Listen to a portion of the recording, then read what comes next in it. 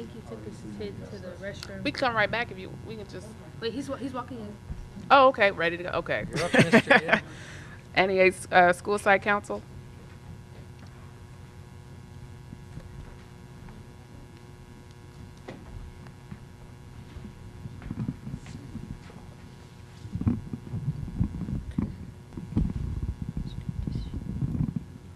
Okay. Yeah, there we go. And the two teachers that are accompanying me, Do you want to hold the mic maybe, or I don't know how to adjust that. thank you for the assistance there. Okay, I have Mr. Clark and Miss Eliason. Although they're not members of the site council, they're teachers that have helped us in the process. Okay, so this is going to be a little bit longer than my typical, but I'm still going to keep it short and sweet and to the point because I know we have a long meeting. The Site Council definitely welcomes the new superintendent. We are very excited, which if you can't see the redness in our faces, trust us, we are extremely excited to have you on board. This is not the entire single plan. What this are the budget decisions that we made for our Title I funds that are within our jurisdiction. And then there are budget recommendations that we're making, which we know that we obviously don't control those funds, but they're the things that we think would be a good use of either the LCAP funds or other funds in the district that might solve some of the issues that will appear in the school site plan, okay? The Title I funds, as we've said before, right now we have the technology position in the Yates computer lab designated as a instructional aid. The critical thing there is an instructional aid cannot actually teach a curriculum. They have to teach something that's presented in the curriculum by another teacher. So in technology, obviously that just doesn't work because our 400 years of history, we don't have established technology curriculums in the other classrooms. So that should be a credentialed teacher position. The curriculum that should include first keyboarding, browser literacy, search, and testing prep. Children in the first through kindergarten through fourth grade, their entire lives, everything from driver's test to university exams, all of that's going to be on a computer. So for them to not have that skill, they simply won't be able to participate in the society. So that's a basic need. Then we would like the curriculum to have early childhood coding. Which is putting pictures together and making actual programs. JavaScript, which is the most popular programming language in the world, but also in the last 5 years has become one of the most powerful programming languages in the world. Photo editing, documentary filmmaking, which many students can engage in with their phone to help them orient to their environment, and intro to animation. The contribution we'd like to make to that is $20,000 to $25,000, which should be enough to bump the position up from an instructional aide to a full-time position, depending on where the person that takes that person is on the salary ladder. The rest of the money, approximately $41,000, we'd like to contribute to a full-time physical education teacher. Okay, and so I'm going to let the teachers talk about that a little bit later. I'm going to cut through the other things, cover the other things first. The other budget recommendations that we have, a full-time physical education teacher, and then also a full-time ELD support Spanish language teacher shared by Anna Yates and ESS. Now the reason we used to have a Spanish teacher, but they were part-time, there's a lot of problems with trying to hire someone part-time and then they don't want to stay. After meeting with the DLAC and all of their issues, we determined there were some significant needs in the DLAC at Anna Yates and significant needs in the English learner portion of the high school. But we have budget limitations. So we said, well, if we could find a teacher that could teach Spanish to the 7th and 8th grade and could also free up a teacher to teach AP Spanish in high school, after speaking with one of the teachers, who's one of the teachers is a teaching instructor at the high school, they said it's more than just having an AP class.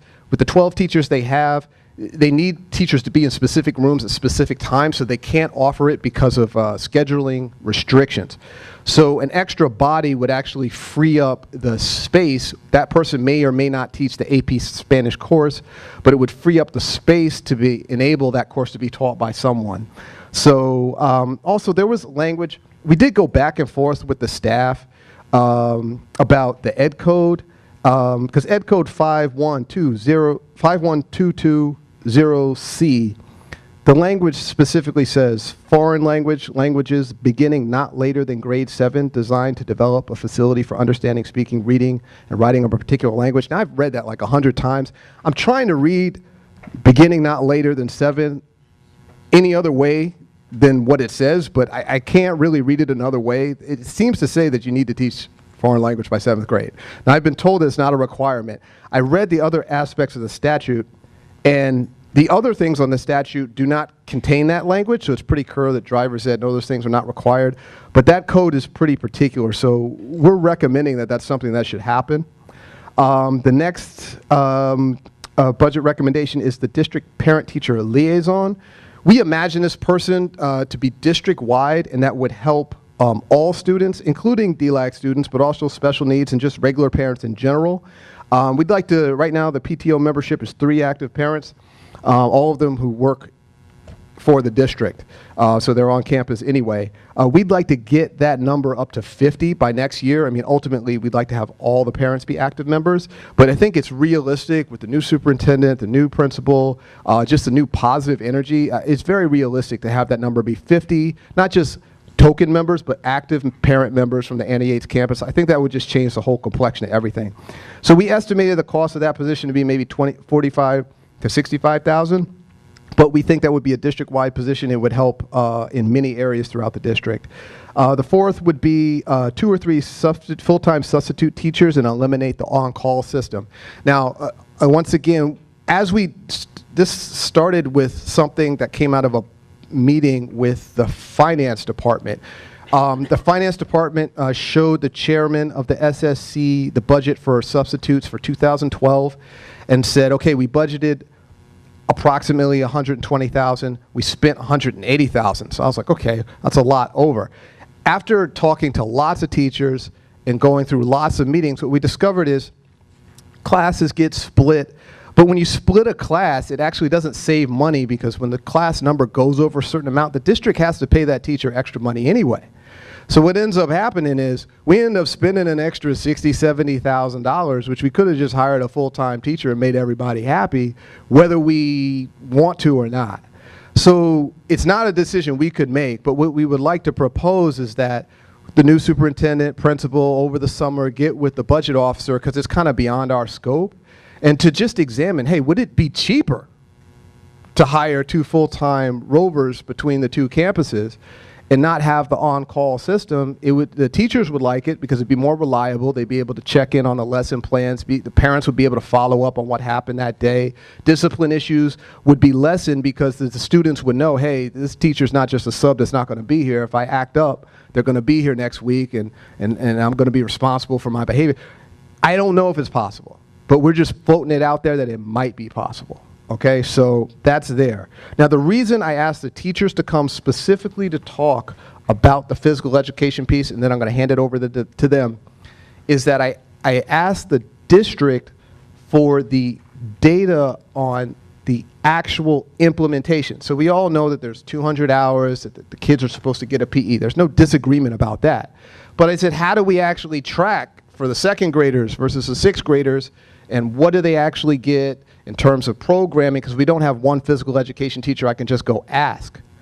And so I was told that each individual teacher has to track that experience, and that the only way to gather that data would be to talk to an individual teacher. So that's what I did.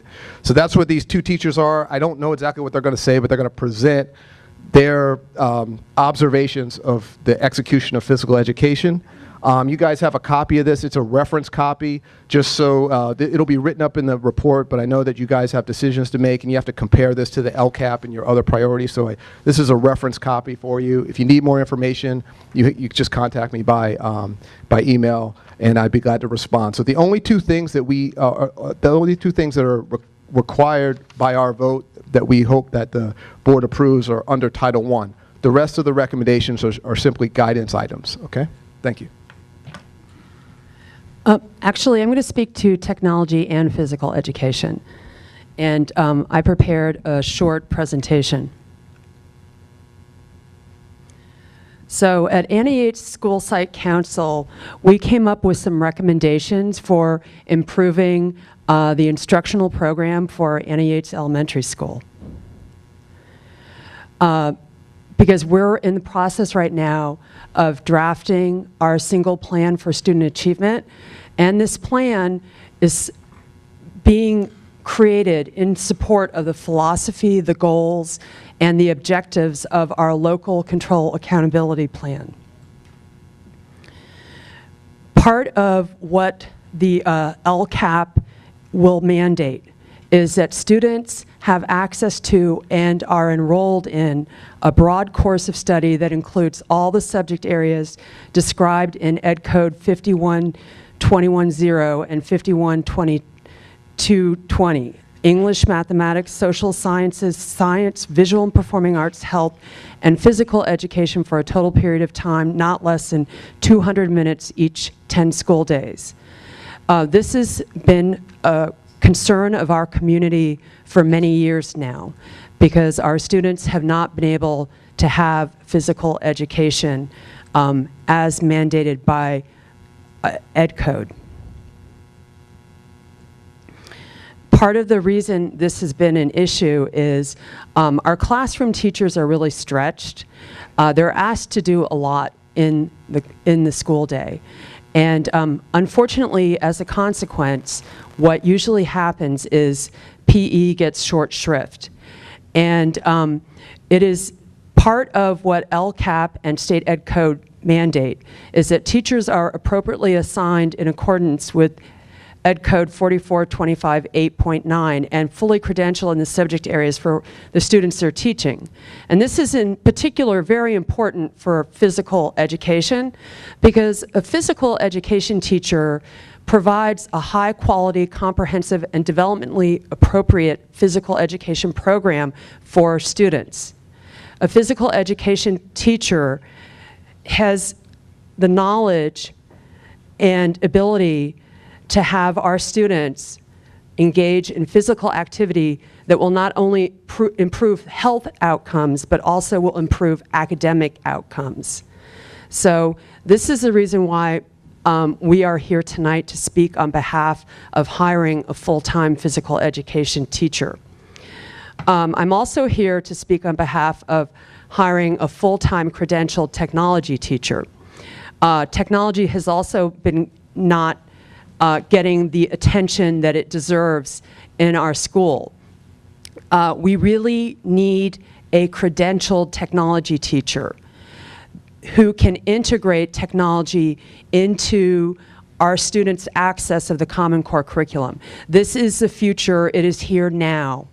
We need to have our digital generation start using the technology that they were born to use. They need to have it in the classroom. They need to use it more than on occasion. It needs to be part of their everyday practice.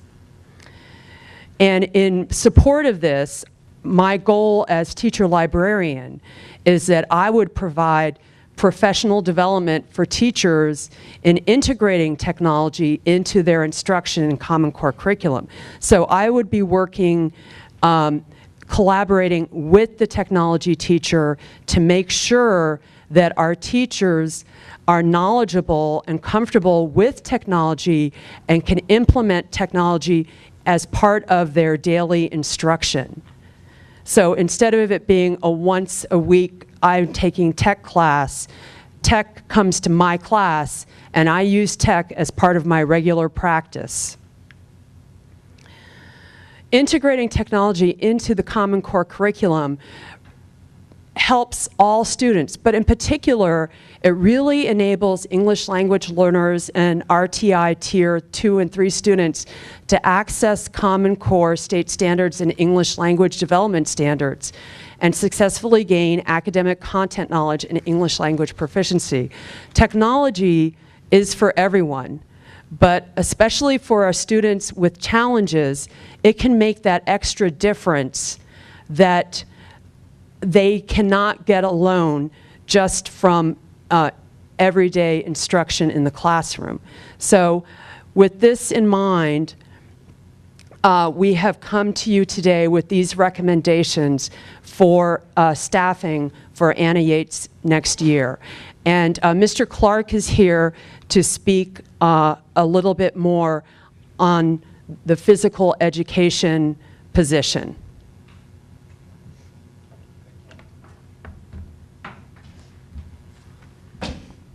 Hello, my name's Cameron Clark, and I'm teaching 7th grade English Language Arts and Social Studies this year, but in the past I have been the PE teacher of the middle school grades and high school grades. Baseball, boys baseball, varsity coach, girls varsity volleyball coach, and athletic director. And during the transition to the new campus, when we split the classes and the middle school came to Anna Yates, the PE didn't follow them. And so I've gone back to Anna Yates and been teaching 5th grade last year, 7th grade this year. And I have noticed that these kids need more. And I do give them more. From my own personal class, I take my students out an extra hour and work with them in PE because I know how important it is at this age for them as they're growing to not only get all the health benefits from a good physical education program, but the social benefits and the academic benefits. It's been shown time and again that physical activity rewards the brain with faster neuro responses. Runners have shown to have quicker neuro responses than people who are less fit. The kids, as you all know, have a lot of energy at these ages and need to let it out, and also need to learn how to cooperate and grow together and get the lessons of teamwork and camaraderie out of the process as well. But more than that, I also want to say that, you know, I am able to work with every student, and I think I bring a little bit of that school and team spirit to the campus, whether it be at the high school or at the elementary campus. I volunteered to come up to the upper grades this year specifically to address discipline issues that I had seen and grown concerned with last year. And I am going to say confidently that discipline up in the upper grades has been much improved. And I hope to bring a little of what I do with that to all the students at Anna Yates to help start fresh and start building up our school spirit and carry it on up to the new school that we're all working and building towards. And go Spartans. Thank you.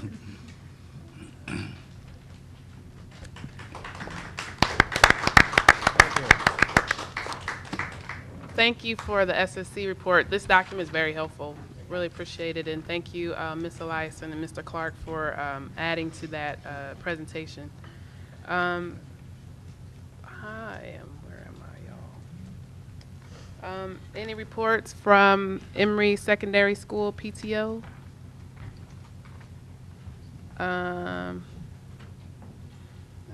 Okay, I'm like, I was like, wait a minute. Okay, student representatives report.